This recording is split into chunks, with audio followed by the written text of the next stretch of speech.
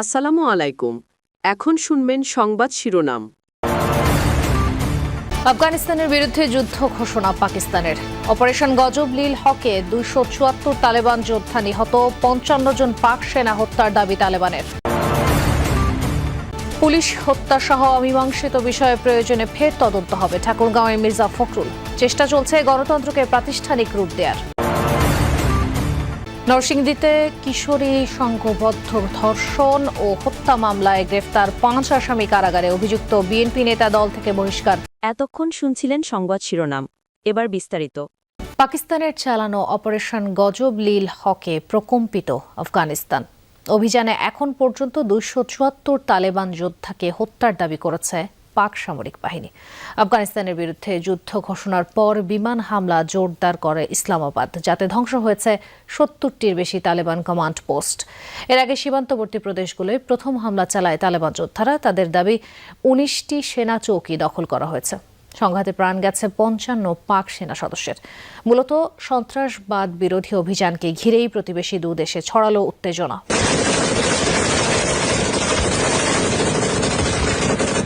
স্থানীয় সময় রাত ৮টা। তালেবান যোদ্ধাদের অতর্কিত হামলায় প্রকম্পিত পাকিস্তান সীমান্তবর্তী এলাকা। চলে পাল্টাপাল্টি গুলিবর্ষণ, ছোড়া হয় কামানের গোলাও। রীতিমতো যুদ্ধ ডুরান্ট লাইন সংলগ্ন প্রদেশগুলোয়। আফগান সীমান্তে চালানো সাম্প্রতিক হামলার জবাবে বৃহস্পতিবার রাতে পাকিস্তানের বিরুদ্ধে অভিযান শুরু করে তালেবান। খোস্ত, পাকতিয়া, নুরিস্তান, কুনার সহ বেশ কয়েকটি এলাকায় মিলেছে সংঘাতের খবর। কমপক্ষে ১৮টি পাকিস্তানি মিলিটারি পোস্ট দখলে নেওয়ার দাবি তালেবান যোদ্ধাদের। প্রিয় দেশবাসী, নানগারহার ও পাকতিয়ায় পাকিস্তানি বাহিনীর সাম্প্রতিক বিমান হামলার জবাবে আজ রাত ৮টায় আমরা আক্রমণ শুরু করেছি। আমাদের প্রার্থনায় রাখবেন। এ সময় পাকিস্তানি সামরিক বাহিনীর বেশ কিছু মিলিটারি পোস্টে অগ্নিসংযোগ করে তালেবান যোদ্ধারা। জব্দ করা হয় ভারী সামরিক সরঞ্জাম। জবাবে আফগানিস্তানের বিরুদ্ধে ঘণ্টাখানেকের মধ্যেই যুদ্ধ ঘোষণা করে পাকিস্তান। শুরু করে অপারেশন গজব লিল হক। রাজধানী কাবুল ছাড়াও কান্দাহার, নাঙ্গারহার, পাকতিয়া ও পাকতিকা প্রদেশে একযোগে চালানো হয় বিমান অভিযান। সীমান্তেও চলে ব্যাপক সংঘর্ষ। ধ্বংসের দাবি করা হয় বহু তালেবান আউটপোস্ট, অস্ত্রাগার ও 2টি brigade headquarter. Pakistan will not tolerate the Afghan soil. Afghan ভূখণ্ড ব্যবহার করে পাকিস্তানের বিরুদ্ধে সন্ত্রাসবাদ সহ্য করা হবে না। উপযুক্ত জবাব দেয়া হবে। পাকিস্তানের সশস্ত্র বাহিনী কাবুল, কান্দাহার, পাকতিয়ায় খুবই সফল হামলা চালিয়েছে। তালেবানের গুরুত্বপূর্ণ সামরিক স্থাপনা ধ্বংস করা হয়েছে। আফগানিস্তানের সাথে পাকিস্তানের যুদ্ধকে কেন্দ্র করে শঙ্কায় দুই দেশের সীমান্ত এলাকার সাধারণ মানুষ। ভয়ে আতঙ্কে এলাকা ছাড়ছেন আফগানিরা। যুদ্ধবিধ্বস্ত দেশটির মানুষদের শঙ্কা, যুদ্ধ দীর্ঘায়িত হলে খাদ্যসহ নিত্যপণ্যের ভয়াবহ সংকট দেখা দেবে। এ অবস্থায় তাদের আহ্বান, সংঘাত বন্ধ করে দ্রুত আলোচনায় বসা। যদিও তালেবানদের ওপর সেনা অভিযানকে স্বাগত জানিয়েছে পাকিস্তানিরা। পাক আফগান সীমান্তবর্তী এলাকা জুড়ে আতঙ্ক আর অনিশ্চয়তা। রাতভর গোলাগুলি, ক্ষতিগ্রস্ত ঘরবাড়ি আর বাস্তুচ্যুত পরিবার, সব মিলিয়ে ভীতিকর পরিস্থিতি জনপদ জুড়ে। আফগান সীমান্তে বাসিন্দারা বলছে, রাজনৈতিক ও নিরাপত্তা ইস্যুর দ্বন্দ্বে বারবার ক্ষতিগ্রস্ত হন সাধারণ মানুষই। সীমান্ত বন্ধ হয়ে গেলে থেমে যায় ব্যবসা বাণিজ্য, বন্ধ হয় পণ্য পরিবহন, ক্ষতিগ্রস্ত হয় দিনমজুর ও ক্ষুদ্র ব্যবসায়ীরা। গত রাত থেকে সীমান্তে থাকা সকলেই উদ্বিগ্ন। আমরা উভয় দেশের কাছে সীমান্ত খুলে দেওয়ার আবেদন করছি। আমরা দরিদ্র মানুষ।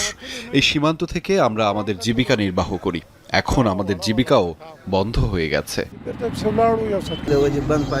যখন ঘটনাটি ঘটে তখন আমরা সবাই ঘুমিয়েছিলাম। আমি খুব অল্পের জন্য বেঁচে গেছি। আমার পরিবারের অনেকেই ধ্বংসস্তূপের নিচে আটকা পড়েছিল।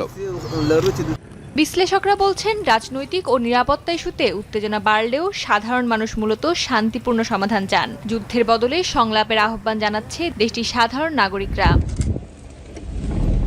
পাকিস্তানে অবশ্য ভিন্ন প্রতিক্রিয়া দেখা গেছে। দেশটির অনেক নাগরিক সামাজিক যোগাযোগ মাধ্যমে ও রাস্তায় নেমে সেনাবাহিনীর হস্তক্ষেপকে সমর্থন জানিয়েছে।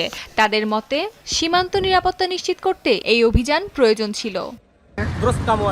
খুব ভালো করেছে। এটা আমাদের দেশের জন্য একটা ইতিবাচক অগ্রগতি। আমাদের পাকিস্তানি সেনাবাহিনী দুর্দান্ত কাজ করেছে, আমরা খুব খুশি। পাকিস্তান একদম সঠিক কাজ করেছে। আফগানরা আক্রমণ করছিল, তাই পাকিস্তান প্রতিশোধ নিয়েছে, এটা ভালো। তারা পাকিস্তানিদের হত্যা করছিল, শেষমেশ আমরা জবাব দিতে পেরেছি।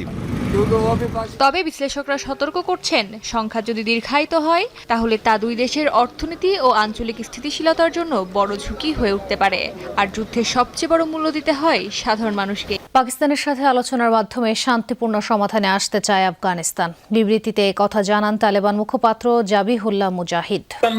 এর আগেও বলা হয়েছে, আলোচনার মাধ্যমে একটি শান্তিপূর্ণ সমাধান খুঁজছে আফগানিস্তান। বহুবার এ নিয়ে আমরা পাকিস্তানের সাথে কথা বলেছি, একসঙ্গে বসেছি এবং সম্ভাব্য সমাধান নিয়ে আলোচনা করেছি, কিন্তু দুর্ভাগ্যবশত এখন পর্যন্ত শান্তিপূর্ণ পন্থায় বিষয়গুলো সমাধানে আগ্রহী হয়নি পাকিস্তান। পুলিশ হত্যা সহ অমীমাংসিত বিষয়গুলো নিয়ে তদন্ত হয়েছে, প্রয়োজনে আবারও তদন্ত হবে। ঠাকুরগাঁওয়ে এক অনুষ্ঠানে কথা বলেছেন এলজিআরডি মন্ত্রী মির্জা ফখরুল ইসলাম আলমগীর। এদিকে প্রধানমন্ত্রী তারেক রহমান তার ঘোষিত প্ল্যান বাস্তবায়নের কাজ শুরু করেছেন বলে জানিয়েছেন জনপ্রশাসন বিষয়ক উপদেষ্টা ইসমাইল হোসেন জবিউল্লাহ।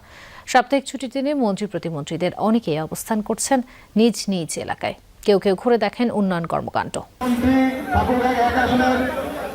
দায়িত্ব গ্রহণের পর উন্নয়নের বার্তা দিলেন এলজিআরডি মন্ত্রী মির্জা ফখরুল ইসলাম আলমগীর।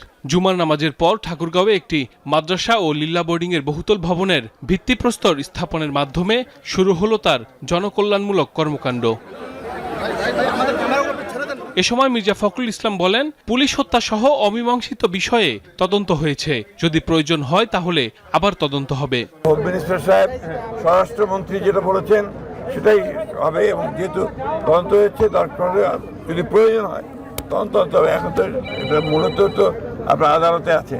এদিকে দেশের নাজুক অর্থনীতি পুনরুদ্ধারে রাজস্ব আদায় ও বিনিয়োগ বাড়াতে হবে বলে মন্তব্য করেছেন অর্থমন্ত্রী আমির খসরু মাহমুদ চৌধুরী। চট্টগ্রামের পতেঙ্গায় হাসপাতালের জন্য জায়গা পরিদর্শন শেষে একথা জানান তিনি।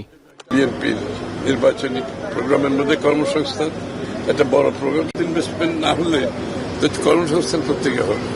এই জন্য আমরা জোর দিচ্ছি ইনভেস্টমেন্টে, দেশি বিদেশি ইনভেস্টমেন্ট। চাঁদপুরে সাংবাদিকদের এক প্রশ্নের জবাবে শিক্ষামন্ত্রী ডক্টর এহসানুল হক মিলন জানিয়েছেন, শিক্ষকরা শিক্ষকতার বাইরে অনুমতি ছাড়া অন্য কোনো পেশায় থাকলে তাদের বিরুদ্ধে তদন্ত সাপেক্ষে ব্যবস্থা নেওয়া হবে। শিক্ষকতার বাইরে অন্য পেশা, এটা তো পারমিশন নিতে হয়, এটা সরকারি নিয়ম যে পারমিশন না নিলে এদের ভিতরে ইনভেস্টিগেশন হবে। বরিশাল সার্কিট হাউসে সড়ক দুর্ঘটনায় ক্ষতিগ্রস্তের মাঝে বিআরটি এর চেক বিতরণ শেষে তথ্যমন্ত্রী জহিরুদ্দিন স্বপন জানান, জবাবদিহিতার পরিধি নির্ধারণ করে গণমাধ্যমের সর্বোচ্চ স্বাধীনতাকে নিশ্চিত করা হবে। সাংবাদিকদের সঙ্গে বা সংশ্লিষ্ট সকল অংশীদারদের মতামতের ভিত্তিতেই আমরা একটা জবাবদিহিতার পরিধি প্রথমে নির্ধারণ করব, তারপর সেই পরিধির সীমানার মধ্যে আমরা সর্বোচ্চ স্বাধীনতাকে নিশ্চিত করব। সকালে সুনামগঞ্জের হাওরে বিভিন্ন ফসল রক্ষা বাঁধ এবং কাজের অগ্রগতি পরিদর্শনকালে পানি সম্পদ মন্ত্রী শহীদুদ্দিন চৌধুরী আনি বলেন, বিগত আমলে হাওর রক্ষায় দুর্নীতি ছড়িয়ে পড়েছিল, ভবিষ্যতে যেন আর এমন না হয় সেজন্য জিরো টলারেন্স নীতি গ্রহণ করবে সরকার। সবাই মিলে সজাগ এবং সতর্ক থাকলে আমার বিশ্বাস আমাদের এই মহতী উদ্যোগকেও দুর্নীতির কারণে থেমে পড়বে না, এবং দুর্নীতির কারণে আমাদের যেন বদনাম না হয় সেদিকে আমরা সবচেয়ে বেশি সতর্ক এবং সজাগ।